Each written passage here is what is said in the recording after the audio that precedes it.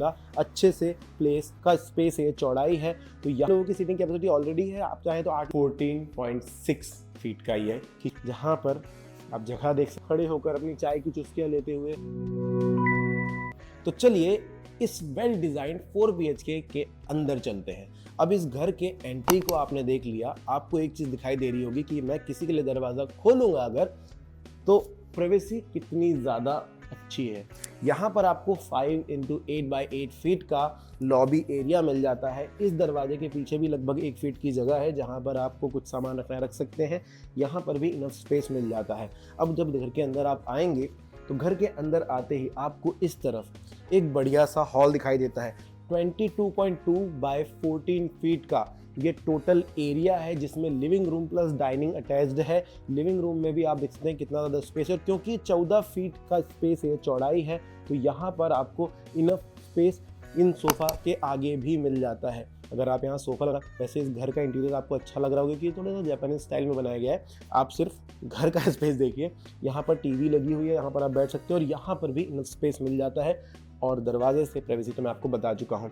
साथ में इसके साथ अटैच्ड है एक बालकनी, जिसकी लेंथ उतनी ही है जितना कि लिविंग एरिया। और आप यहाँ पर देख सकते हो कि हमने एक झूला भी लगा रखा है। अगर आप भी चाहेंगे तो अपने घर में ये झूला अच्छे से प्लेस कर सकते हैं। और इसके बाद भी आपके पास गार्डनिंग के लिए, योगा करने के लिए या फिर कुछ भी आप करना चाहें, यहाँ पर इनफ स्पेस मिल जाता है।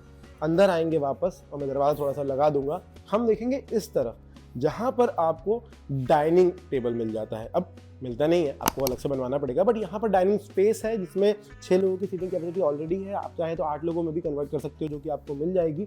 लिविंग एरिया, डाइनिंग एरिया हमने देख लिया, काफ़ी ज़्यादा स्पेस यहाँ पर भी हमें मिल जाता है। एक मस्त चीज़ बताता हूँ कि ये डाइनिंग एरिया है और यहाँ से कॉमन वॉशरूम इस तरफ है, लेकिन बेसिन जो है, जो सिंक है, वो आपको बाहर की तरफ ही दे दिया है। तो अगर आप खाना खाकर उठे तो आपको वॉशरूम के अंदर जाने की ज़रूरत नहीं है, यहाँ पर भी आप अपना हैंड वॉश कर सकते हैं। इसके बाद अगर आप वॉशरूम में जाएंगे तो ये कोई पाउडर रूम नहीं, प्रॉपर वॉशरूम है, जो कि आप देख सकते हो, शावर लगा हुआ है, सब कुछ, और इनफ स्पेस है। 5x7 फीट का ये वॉशरूम दिया गया है यहाँ पर। साथ ही साथ अभी मैंने आपको कॉमन वॉशरूम दिखा दिया, ये लिविंग रूम है और लिविंग रूम से इस तरफ में, वॉशरूम के थोड़े से बगल में, लेकिन इस तरफ में आपको किचन मिल जाता है। अब किचन आपको कुछ ज़्यादा ही बड़ा दिखाई देगा। अगर मैं इसका टोटल एरिया बताऊं, 11.7 × 14.6 फीट का ये किचन है। साथ में बालकनी स्पेस भी मिल जाता है। तो यहाँ से देखिए, यहाँ से सेपरेशन है, ये आपको ओपन बालकनी मिल जाएगी, जहाँ पर आपका वॉशिंग मशीन, ड्रायर या डिश वॉशर रखने का स्पेस मिल जाता है। बाहर की तरफ आपको एक सिंक और दिया गया है। अगर आपको बाहर भी कुछ रखना है तो बर्तन वगैरह के लिए, मेड आती है घर में बाहर करना, वो सारी चीज़ें आप कर सकते हैं। यहाँ पर भी एक और मतलब डबल सिंक आपको मिल जाते हैं। साथ में आप ये टोटल प्लेटफॉर्म देखिए कितना बड़ा सा मिल जाता है। ऊपर भी स्पेस है और यहाँ पर भी इनफ स्पेस मिल जाता है। लेकिन इस तरफ देखेंगे, यहाँ पर भी आपको एक और प्लेटफॉर्म मिल जाता है और बीच की जगह आप देख लीजिए कितनी ज़्यादा है, क्योंकि ये लगभग 12 फीट चौड़ाई है इसकी।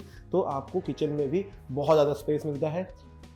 आपकी फ्रिज रखने के लिए यहाँ पर जगह है, साथ में ये सारी चीज़ें आपका वो भी मिल जाएगी। क्रॉकरी रखने के लिए आप यहाँ पर कुछ डिज़ाइन कर सकते हैं और यहाँ पर आपके माइक्रोवेव ओवन फिट हो जाएंगे। तो किचन का एरिया मुझे पर्सनली काफ़ी ज़्यादा बड़ा और अच्छा लगा। साथ में आप इधर देखेंगे, अगर आप इसको क्लोज्ड भी रखना चाहते हैं तो इनफ वेंटिलेशन मिल जाता है। अब मज़े की बात यह है कि अगर आप यहाँ से डायरेक्टली देखेंगे उस तरफ, तो वहाँ पर बालकनी है, ठीक है, इस तरफ बालकनी है और इस तरफ आपको क्रॉस वेंटिलेशन के लिए मिल जाता है। तो घर में जो हवा है वो आवाजाही काफ़ी अच्छे से कर पाएगी, मतलब अच्छा खासा माहौल बना रहेगा, हर समय फ्रेश एयर रहेगी। और अगर आप बंद करके एयर फ्रेशनर चलाना चाहते हैं तो वो भी आप कर ही सकते हैं। अब आगे बढ़ते हैं, आगे बढ़ेंगे इस तरफ नहीं उस तरफ, क्योंकि उधर है हमारे घर का पहला बेडरूम, गेस्ट बेडरूम। इस तरफ आइए, ये एंट्रेंस था। एंट्रेंस से आप इस तरफ आए, एंट्रेंस आपने राइट लिया, आपको एक प्यारा सा 11x11 का गेस्ट बेडरूम मिल जाता है, जहाँ पर आप जगह देख सकते हैं। इस तरफ आपको क्लोजेट मिल जाता है, ये देखिए, और यहाँ से एंट्री से ही अटैच्ड है, तो आपको ये एक फील देता है कि ये दीवार है, लेकिन आपको यहाँ पर ही एक्स्ट्रा स्पेस मिल जाता है जहाँ पर आप सामान रख सकते हैं। यहाँ पर आप देखिए, आपको खिड़की मिलती है वेंटिलेशन के लिए और सनलाइट के लिए। यहाँ से आपको अच्छा खासा लाइट मिल जाएगा और व्यू भी मिल जाएगा बाहर का। साथ में आप ये टॉयलेट देखिए, जो कि 5x8 का है, स्पेशियस है, इनफ जगह मिल जाती है। पार्टीशन नहीं है, आप चाहे तो कर सकते हैं, यहाँ पर स्पेस मिल जाता है। इससे हम बाहर निकलेंगे और अब चलेंगे घर के अगले बेडरूम की तरफ। वापस लिविंग एरिया में आएंगे। लिविंग एरिया कुछ ज़्यादा है क्योंकि वाइट इंटीरियर तो काफ़ी ज़्यादा अच्छा लग रहा है। यहाँ पर सबसे पहले हम इस रूम में चलेंगे जो कि किड्स बेडरूम हो सकता है आपका, या फिर आप चाहें इसको एल्डरली के लिए बना सकते हैं, या फिर आप इसको डेन रूम भी बना सकते हैं। तो ये देखिए इतना बड़ा एरिया आपको मिलता है। ये भी 11x10 का है। यहाँ पर आर्टिफैक्ट्स रखने के लिए चीज़ें बनाई गई है। यहाँ पर आपको एक वार्डरोब मिल जाएगा, ठीक है। और तो ये आप एरिया देखिए। साथ में अगर आपने उस तरफ देखा है ऑलरेडी तो आपको दिखेगा कि ये पूरा ओपन एरिया है, तो आपको बाहर का व्यू अच्छा खासा मिलता है, सनलाइट भी अच्छी खासी आ जाती है। वापस बाहर आएंगे। बाहर आने के बाद सीधा अगर आप इस तरफ चलते हैं तो आपको मैं लेकर चलूँगा अगले बेडरूम की तरफ। यहाँ पर इस बेडरूम की भी प्राइवेसी आप देखिए कितना बढ़िया है कि यहाँ पर दरवाज़ा होने वाला है और यहाँ से बेडरूम उस तरफ है। आगे से आपको सिर्फ वॉशरूम दिखाई देगा जिसमें दरवाज़ा लगा हुआ होगा। वॉशरूम पहले देख लेंगे। इसका 5x9 का है। थोड़ी सी चौड़ाई यहाँ पर ज़्यादा मिलती है वॉशरूम में बेडिंग एरिया के लिए। यहाँ पर सेपरेशन इजीली किया जा सकता है। इस तरफ मुड़ेंगे तो आपको ये बेडरूम दिखाई देगा। अब बेडरूम की खूबसूरती तो आप देख ही सकते हैं। हालांकि इंटीरियर है लेकिन स्पेस आप देखिए कितना ज़्यादा है। 16.2x13 फीट का ये स्पेस है। तो आपको एक बहुत ही बड़ा सा रूम मिलता है टू स्लीप और टू रोम अराउंड, कि आप यहाँ पर चल फिर सकते हैं। अगर आपको कभी चिंता हो रही है तो वॉकिंग भी इसी के अंदर हो जाएगी। साथ में स्टडी टेबल बनाना चाहते हैं वो कर सकते हैं, बैठना साथ चाहते हैं या फिर कुछ भी आप करना है इसको यूटिलाइज कर सकते हैं अलग अलग चीज़ों में। यहाँ पर वार्डरोब भी आप लगा सकते हैं। अब बढ़ेंगे घर के मास्टर बेडरूम की तरफ जो कि इसके अपोजिट में है। तो यहाँ से हम निकलेंगे, अपोजिट में नहीं एक्चुअली, यहाँ से निकल करके आपको इस तरफ जाना होता है। जैसे ही आप एंटर करेंगे तो आपको मिलता है वॉक इन वार्डरोब।